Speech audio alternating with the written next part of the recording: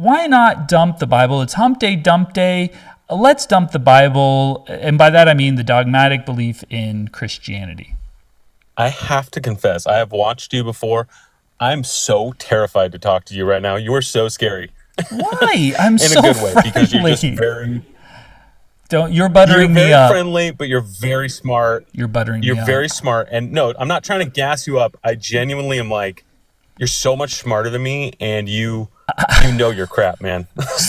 I'm not that smart. I'm just reading I just read the Bible. Yeah. So, but this is your call. Like, you can say whatever you want.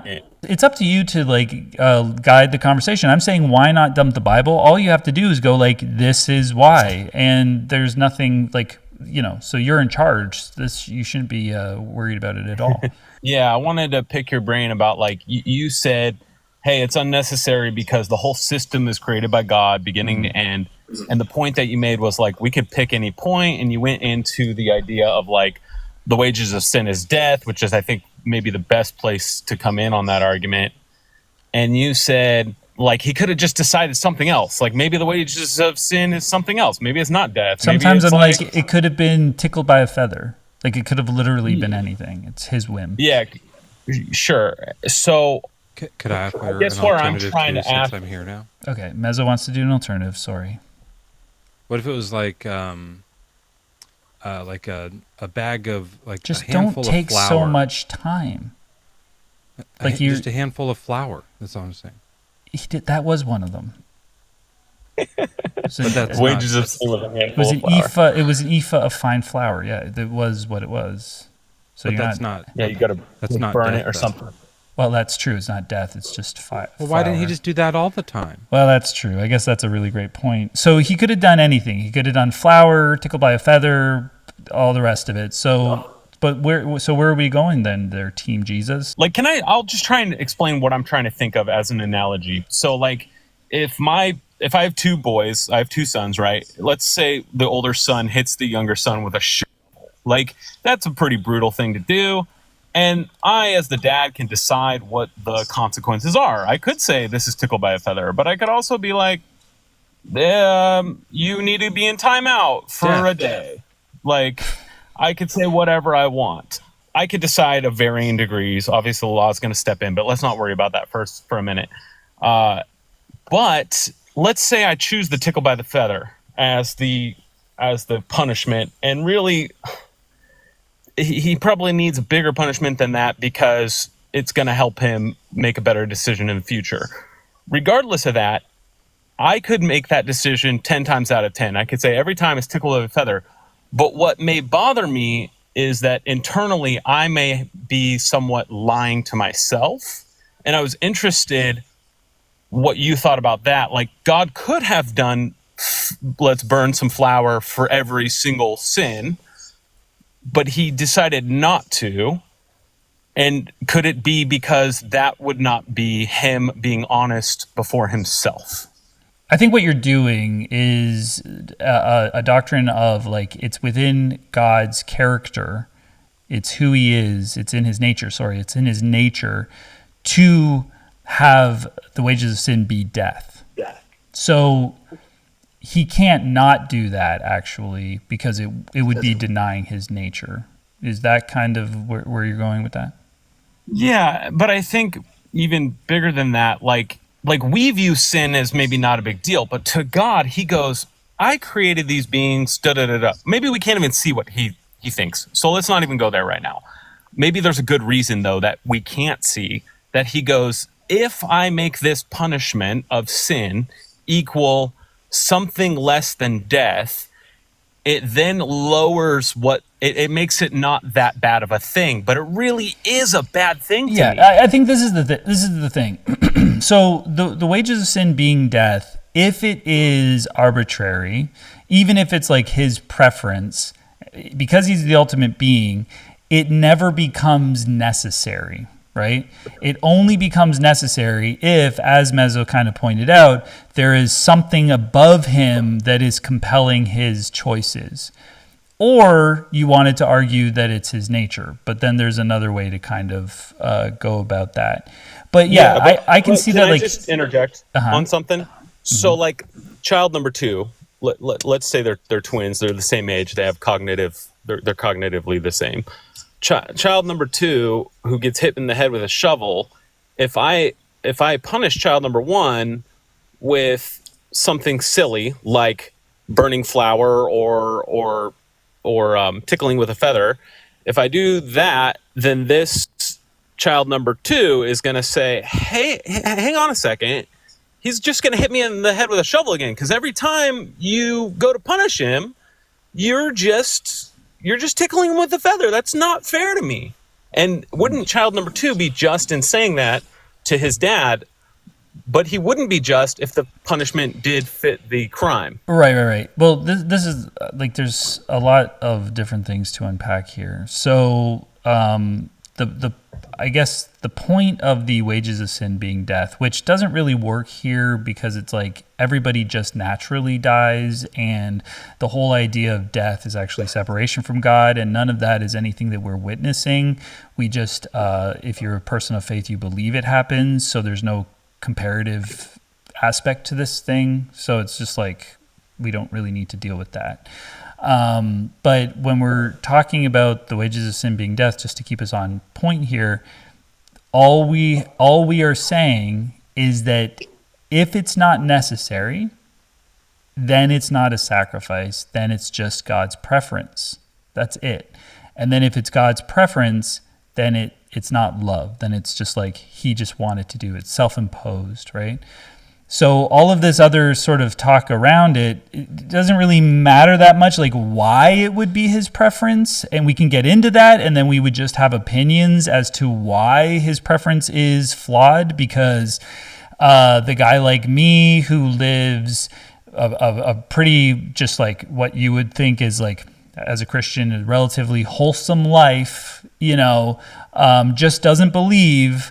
I try to be kind to people. I try to be good to people. I don't even gossip, and then I'll burn in hell for eternity. That's not a good, just thing. Like we could easily see that that's not true. But then you'd be like, well, sin means more to him than whatever, and like all of that is just like very counterintuitive. But it doesn't really matter when the main thrust of the issue is that if he can do it anyway, then the thing he chose based on his whim, obviously his preference, just was arbitrary. Then it didn't have to happen. So it's not a sacrifice. So it's not love. Is the claim then that you can prove from the Bible that the wages of sin being death is something that is God's preference? That Bible actually demonstrates that? It is because of what Mezzo brought up. So if the wages of sin is death, but you don't have to kill an animal every time and you can just use a handful of flour, then it doesn't. The shedding of blood is not required, right? So in our analogy, a dad would be like, well, hey, he gets to hit you with a shovel. That's fair. But because I'm a dad and I don't want you to hit your brother like he hit you with the shovel, and I don't want you to hit him back with the shovel. Instead, you're going to do these chores and you're going to be in timeout, and that's a lesser punishment. But what you actually deserve is to be hit in the head with a shovel again. Isn't that not what the Bible's doing? Is saying, hey, there's this severe thing. Wages of sin is eternal separation, but I love you enough to not give you that full punishment. Yeah, again, it's just unnecessary. Like I like the analogy, but the analogy just doesn't matter because it's unnecessary. Nobody needs to get hit in the head with a shovel. You could do a stand in the corner, right? Like it's somebody's arbitrary choice. Let's say you were all powerful or there was no government. You could hit your kids with shovels. You don't have to, and it's probably better that you don't. It's probably better that you do a proportionate punishment to the crime, which hell, eternal torment, can't, if you believe that, can't be proportionate to a finite crime. That doesn't make any sense. So yeah, it fails on so many levels. But the main thing is that I'm always harping on is that Jesus' sacrifice is an obvious plot hole in the myth. Like It doesn't make sense. And the reason why this is probably happening is because the people who are writing the Gospels don't have the same vision of God. They don't see Yahweh, especially if they know the Old Testament. They don't see Yahweh as all-knowing, all-powerful, and maybe even all good. They don't have that tri-omni, character that modern Christianity has. So when we apply modern Christianity God to this story, it blows up. It falls apart because it's not written for that. It's made up in a different way with a different idea. So this is all to show you how human it is and what a human, silly story this whole thing is. So do you believe that, if I go to the store and I rob the store of merchandise that's worth $100 and I'm caught, or maybe I'm not even caught, but do you think the correct thing to do is to give back $90? No, it would be to give back the full amount. Okay. So this is what I think the Lord is doing when he's just. He's saying, hey, this particular thing that you're doing, whatever it may be, equals what is just. And so I think you and I, we look at sin and we look at these things and we go, man, humans are totally losers and they sin all the time and they're terrible. I know. And no, you know what? You didn't. I'm sorry to put I words in your mouth. I don't believe in sin, but go on. Yeah, but I'm just saying, okay, I'm sure you believe that there are things that are wrong, right? Yeah, I don't think we're perfect. I think people do things that are harmful and stuff like that. Okay. So with that definition, I think, God's like, hey, when we do wrong things, that's not what you were made to do. You were made to live in a type of life where you're not doing wrong things to other people. You're not harming people.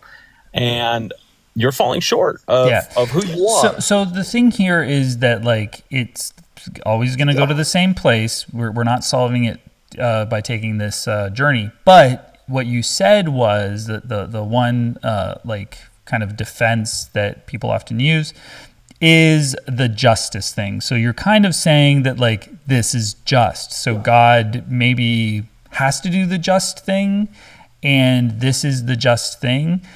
Or it's in his nature to be just. But then all we have to do is look at the character of God in the Bible. And again, it's not going to match any sort of sense of justice that we have. So do you think it's just if you were to commit a crime tomorrow that your children would go to jail for you?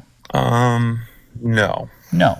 But God says, when he's talking about the Ten Commandments, he says, I curse children to the third and fourth generation of those who curse me.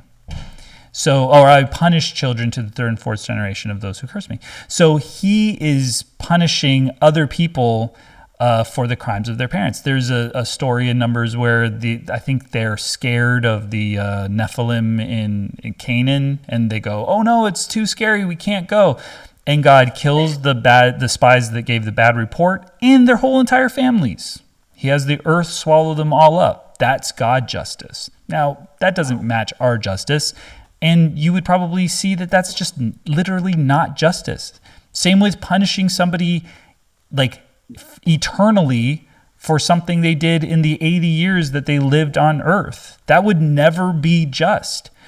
So we just don't have that. We can't actually say see, God's always just, so that's why this. No, well, God's not always just. But I think it's like when an officer says, hey, you're not allowed to be doing such and such a law. And you're like, well, I didn't know that law. And you go and you look at the ordinance of the city and you go, oh my gosh, now that you've revealed it to me, I should have been living this way, right? And so it's his perspective matters. We do not have his perspective. And so when he reveals to us his perspective, hey, you are so, and again, I think a high view of humanity is important here. People have a very low view of humanity, they're just losers, they sin all the time. But man was made to walk in a perfection that is like God, right? And so so what you're basically saying, I'm hearing you. What you're basically saying is that It is just, Joel. I know it's counterintuitive. It doesn't seem just, but it is just because, well, ultimately, my head. His ways are higher. Who cares if the world's a mess? We can't do anything. Just don't ask questions. His ways are higher. I'm too blessed to be stressed. It's okay to be counterintuitive. His ways are higher. I'm gonna say it with my chest. His ways are higher. This is a big barbaric test. That's true. Just pawns in a game of chess, but it doesn't make me love him less. I'm too blessed to be stressed. But that's where it goes, right? It's just like, if something seems so absurdly wrong, we have to say, well, his ways are higher. We can't ask those questions. And that's where reason just like stops and like, I'm just going to believe this anyway, even though it doesn't make any sense. This is precisely what I was scared of when I said you scare me. I was like, he's gonna play a song. He's gonna call me a POSFF. Well, you haven't been a POSFF, but like it's a great song and it's really fun and it makes the show good. I gotta be honest, it made me laugh actually. So I don't know. It's good for everyone. Maybe you're not as scary as I thought you were. I'm just a person. I do get what you're saying. It is provoking thoughts. I don't want to appear to be running away, but I also don't know if I have much more to say on the matter. If you want to pick my brain on anything, you can, but I'm good. You know what? That was great. I think that's a good conversation. I appreciate you. Come back anytime. We can explore other ideas. Can you articulate it in like the most, like a way that would be easy for me to remember? Like, because the way I'm remembering it right now is you're basically saying that the Bible has a claim that he prefers death being the wages of sin and not just... It's this. If God is the ultimate being, nothing is forcing his hand. So all parameters of everything are his whim. So the wages of sin being death is not necessary. This is his arbitrary choice. So that means that the sacrifice of Jesus is not necessary. It's his arbitrary choice. If something isn't compelled and something isn't necessary, it's not a sacrifice. Then it's not love. It's actually gaslighting. And it shows that there's a massive plot hole and it shows that it's fictional to me. If it's self-imposed, then it's not a sacrifice. It's like this. If somebody jumps in front of a bullet, it's not heroic if they also fire the gun. That's the way that you can think of it. Right. But the claim, just to clarify, the claim is specifically against the Bible. So if I can demonstrate it's in the Bible, God, because that's the salvation story.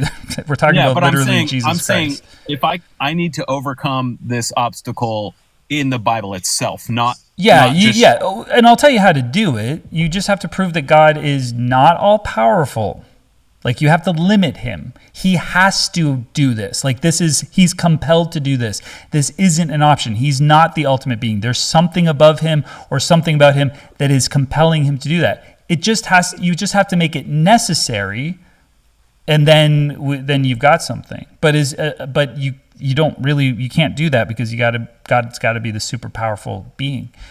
That's the problem. It's a great typology is the Passover. God didn't have to kill anyone. He didn't have to kill the firstborns.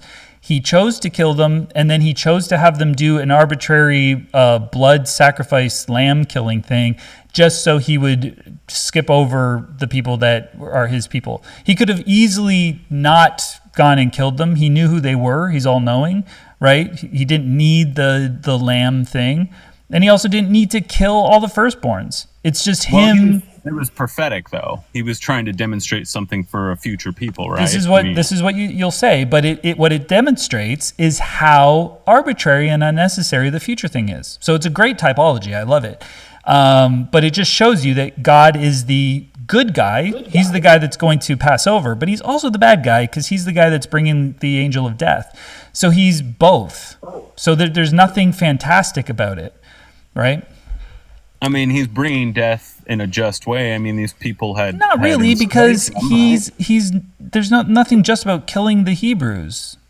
That's why, but he was going to kill them if they don't paint the door. This is what I'm talking about. But because they paint the door, they're doing the nice thing. You know, he's saving you from yourself. That's what the arbitrary sacrifice piece is. That's why it doesn't work. and But neither does Jesus. He's also teaching obedience too. Well, sure, he was teaching obedience by having them do something silly and arbitrary to stop him from killing them. Like, it's he's the good guy and the bad guy, and they're doing something unnecessary so that he won't do the horrible thing that he said he was going to do. Like, you got to see this. Be obedient Jesus to is the my same. arbitrary laws. Yeah. I see the argument, and I appreciate your time, big All right. time.